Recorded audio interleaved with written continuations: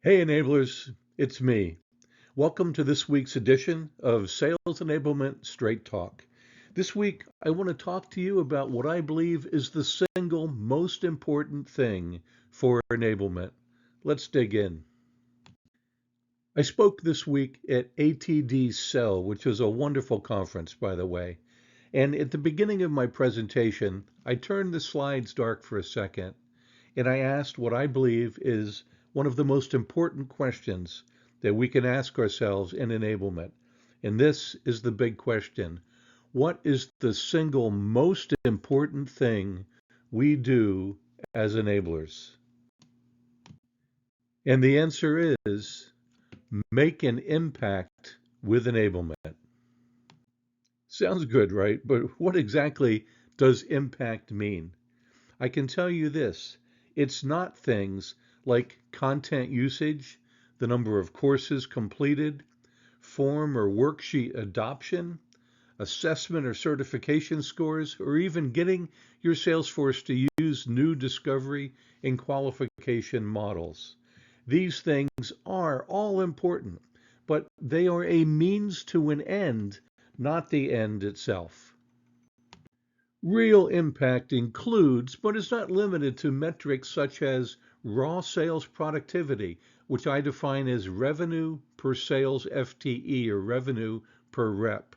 Sales velocity, the number of opportunities in a given time frame times the average deal size over that time frame times the average win rate divided by the average sales cycle. Sales velocity is like the miles per hour of your sales force. It's how quickly they're producing revenue. Or you may just want to produce an impact on any one of the individual elements of sales velocity and the resulting outcomes from that improvement. It could include improvements to revenue plan attainment and or quota attainment percentages, which can then be translated into an increase in revenue. It might be improvements in profitability, margins, operating income, and or EBITDA. And lastly, it just could be other mutually agreed, tangible sales performance targets that matter to your senior sales leader. These are examples of real impact. How do you design enablement for this kind of impact? Well, I've written about this extensively in both my book and an ebook and in other newsletters. But to summarize it, it starts with the situation assessment of your sales force. What's their current state, the desired future state in terms of coin-op, the challenges or opportunities in the current state and the impacts of those, the outcomes and priorities of the desired future state, which allows you to conduct a gap analysis. What would it take to close that gap? And then the impact analysis. What are the risks reduced, the impacts reduced, and then what are the gains of those outcomes in the desired future state, which allows you, if you dollarize it, to create a compelling business case, and also knowing the cost of the solution eventually in ROI calculation. Then, with that situation assessment done and understanding the desired future state impacts and outcomes, you can do a gap analysis of the building blocks. What do you have in place today?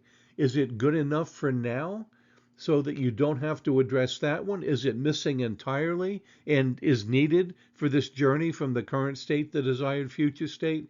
What I recommend doing is block by block, asking yourself the question, where are we now versus where would I need to be in this block to move from the current state to the desired future state. This allows you to really prioritize your effort on the building blocks based on where your sales force is today and where your senior sales leader or executive team wants to take them and the results and outcomes that they're looking for. Doesn't mean that blocks that don't get attention now aren't important, but you want to focus on the ones that will help you move the needle based on your situation assessment framework. Once you understand those gaps and which blocks you want to prioritize, you can do a force field analysis then, again considering the current state and the desired future state of the situation assessment, your gap analysis of all the blocks. You can ask yourself, what factors are moving me forward toward that desired future state? What restraining forces are holding me back? And then ask two questions. How can I reduce or eliminate the restraining forces? How can I strengthen or add driving forces? And that translates into an enablement action plan that will help you move from the current state, the desired future state, with the right focus on the right blocks to get there. This is how you design enablement for impact. Now, in the real world, obviously, you have to do the right things in those blocks and have the systems to implement them. There is obviously more behind really producing the impact, but a lot of it has to do here now with executing with discipline and focus and treating the entire thing as a change management project. Part of that is this execution loop. You've done the planning. Now you begin to execute. You need to measure against what's required to get from point A to point B, evaluate the progress along the way or where you're having difficulties, and then adjust and continue to execute, measure, evaluate, and adjust until you reach your targets.